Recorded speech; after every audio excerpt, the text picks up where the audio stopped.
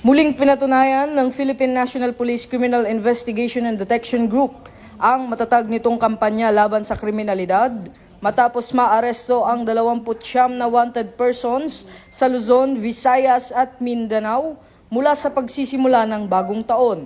Ayon kay PNP Criminal Investigation and Detection Group Director, Police Major General Robert Alexander Morico II, ang mga pag-aresto ay resulta ng sunod-sunod na manhunt operations noong nakaraang linggo.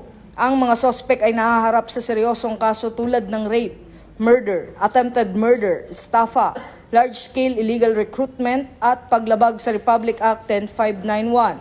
Kabilang sa mga naaresto ang 10 regional level most wanted persons, 8 provincial level at 1 municipal o city level most wanted person.